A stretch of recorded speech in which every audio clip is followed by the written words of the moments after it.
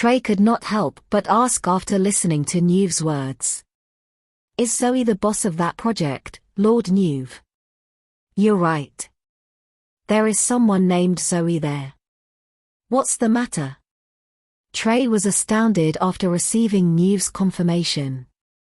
Newv is in deep shit now. He warned Newv cautiously. I am telling you as a friend, Lord Newv. Do not meddle in this matter. Newv was bewildered. Oh. Why is that? Is there something wrong? That woman should not be provoked. Let's not participate in this matter anymore, Lord Newv. Trey said. Newv replied mockingly. Ha ha. Are you telling me that there is a woman whom I cannot provoke? That's interesting. Trey muttered. How should I explain this, Lord Newv? She's a unique woman. Anyone who dares to provoke her will face certain death.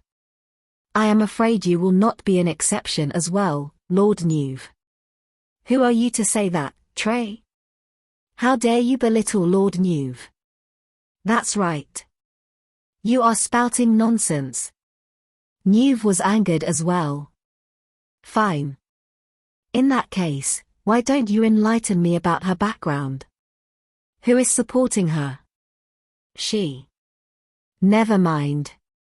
I hope you will heed my advice and stay out of this matter. Trey did not reveal Levi's identity, after he pondered about it. If I tell anyone about this, I will certainly die a painful death. HMPH. Are you looking down on me, Trey? Very well, get lost then. Newv roared. You will regret it if you do not listen to me. Trey yelled before he was tossed out of the venue by a few men. Meanwhile, Zoe returned to Bayview Garden in despair. If this drags on, I will not be able to afford the rent without this project. What is going on? Did something happen? Levi asked. Zoe explained everything to him. He asked her after she was done. Are you sure they will be there again tomorrow night? Yes. I don't know who's the person orchestrating this. But their final goal is to stop me from proceeding with the project. Okay. Leave this matter to me. I will go to the construction site tomorrow. Levi went to the balcony and made a phone call after Zoe slept. I need some men tomorrow night, Azure Dragon. You should contact Kireen for this, sir. He's got plenty of subordinates. Kireen contacted Levi shortly after. I am the right person you're looking for, sir. I have been training a special squad in Northampton since I have too much leisure time here. Their abilities are as good as the men we have in the base after receiving my training. I have a total of 200 men ready to move out at a moment's notice. Okay. Bring that squad over here tomorrow night. There is a mission for them to accomplish. Levi answered in a low voice with a sullen look. Understood, sir. This is the perfect opportunity to test out their actual combat skills. Kireen's excitement was as clear as day. The 5 generals working under Levi were granted similar titles, but they had different responsibilities. Azure Dragon was a war tactician and commander, while Kireen was a demon-like instructor tasked with training special squads for combat purposes. Kireen had been training a new squad in Northampton in the last 2 weeks. He shortlisted 200 men out of 10,000 candidates. The next day, Zoe took Levi's suggestion and proceeded with their construction as usual. Newv was made aware of the happenings at the construction site. He said angrily, "What? They have the guts to continue with the construction. How dare they disregard me? Bring more men tonight, and make sure to teach them a lesson, Chopper. Feel free to disable a few of them as long as you do not kill them." Chopper nodded with a menacing smile. Levi requested Zoe to bring the construction workers away in the evening. He remained at the construction site with Kieran as they smoked continuously while waiting for Nuv's arrival. Soon, a huge crowd arrived. Chopper brought over 100 skilled fighters with him this time. There were no villagers in sight as they were not needed anymore. "Oh? It seems like they're missing. What a bunch of cowards." Chopper jeered. "They are fearful of you, Chopper." The other thugs bootlicked Chopper. "Well, since there's no one around, we shall level this place." Levi and Kieran showed themselves right after Chopper gave the order. "Aha! There are still people here. Are the two of you workers in this place?" Chopper teased them. "Yes. We are here to guard this site tonight." Levi took a puff of his cigarette. Chopper sized up the two men. Then he chuckled. "Judging from your physiques and attires, I am guessing you guys were from the army?" "Yes. Isn't Zoe looking down on us? Does she think 2 ex-soldiers will be sufficient to handle us? You over there, do you think you can scare us with that walkie-talkie?" Chopper looked at Levi and Kieran disdainfully. "The men that I have brought with me tonight are equipped with combat skills comparable to ex-militants. Beat them up, but do not kill them," Chopper commanded without bothering to do anything himself. Kieran held the walkie-talkie to his mouth and spoke just as Chopper's men moved in their direction. "It is time to rumble." Whoosh! A flare shot up into the sky all of a sudden. Bang! Chopper and the others looked at the flare in a daze because they had never experienced something like this. In the next moment, hurried footsteps were heard in every direction. Anxiety crept into Chopper's heart suddenly. Everyone's minds went blank as armored and armed soldiers surrounded them within a few seconds. Bang! Crack! Crack! One soldier rushed toward Chopper before he could react and broke his wrists. The knives in his hands fell onto the ground. Bang! Bang! Bang! The thugs were nothing compared to the soldiers despite their experiences of having killed another person. Their wrists were broken by the soldiers before they could even raise the weapon in their hands. Then they were shoved onto the ground. In just a blink of an eye, Chopper and the 100 thugs were left sprawled on the ground as they howled miserably. One of the soldiers came to a halt in front of Kieran and saluted. "King of War. We, the Kieran Special Squad, have successfully subdued all the enemies." Kieran looked at the stopwatch in his hand. He said with a smile, 59 seconds. "You have barely passed the test." Upon hearing that, Chopper and the other thugs lying on the ground were scared out of their wits. "What? Kieran's Special Squad? King of War? Are we in deep shit now? Why is the Special Squad here to confront us? We are just some ordinary thugs." Chopper's scalp tingled as the acknowledgement nearly caused him to pass out due to the fear. "We are the leading gang in the circle. But I did not expect some special squad to be targeting us." Everyone understood the situation when they saw the lasers aimed at their bodies. "Come out, snipers," Kieran ordered. A team of snipers appeared out of nowhere. Chopper was in utter disbelief. They even prepared snipers? Questioned their identities. Levi continued to smoke. Chopper looked at Levi incredulously. He's the King of War. Yet he's so polite to this man puffing on a cigarette. Who the hell is he? Kieran grabbed Chopper by the neck and lifted him up, suspending him in midair. "I will talk. I will tell you everything. Nuv sent us here." Chopper blurted everything out as he was scared to death. "Ask Nuv to meet me in 30 minutes. Do not make me go to him." Kieran smiled eerily. Okay, all right. I will make the call now." Chopper complied. Nuv was having the time of his life at that moment inside a bar. "Any update? Have you settled the matter? The people from the Lopez family questioned our progress earlier." Nuv asked casually after the call connected. "Something terrible happened, Lord Nuv." Chopper's panicky voice was heard. "What happened?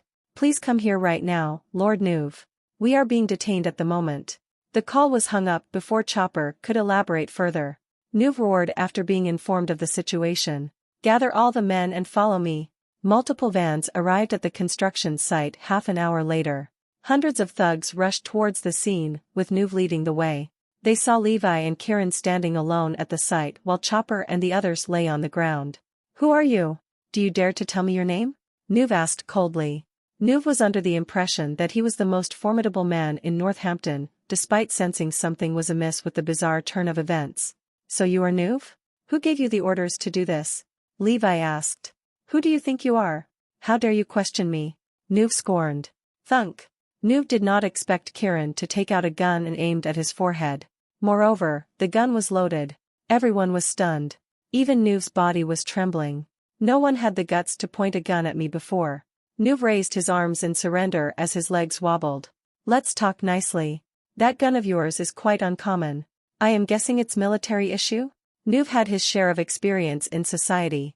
He could distinguish that Levi and Kieran's decisive and imposing manners are traits seen only in military men. Nuv had once seen the gun model in Kieran's hand.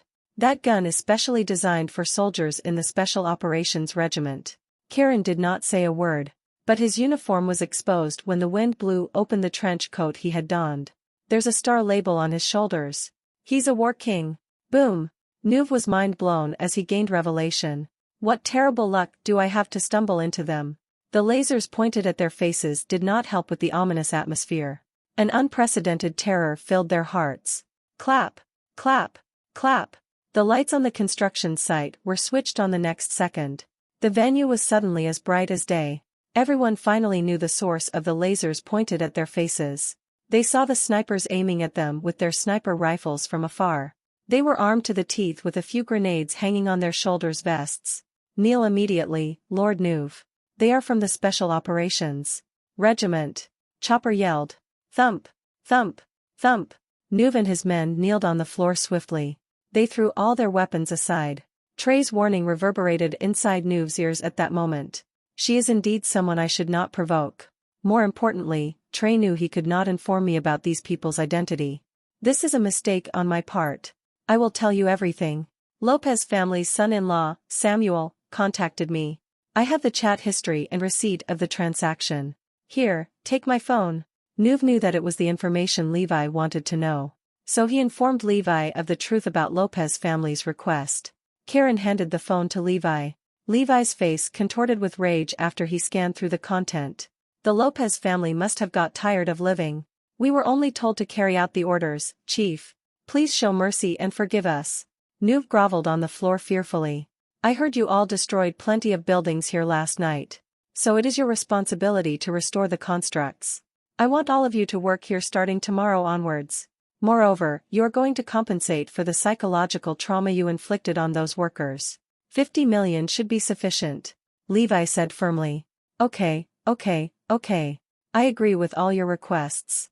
We do not mind slaving here. Nuv did not have the guts to reject Levi. He considered himself lucky to escape death. Kieran, the king of war, picked up Nuv's knife and with his mere grip crumpled the piece of sharp metal into scrap effortlessly. Nuv's underlings were horrified by that sight.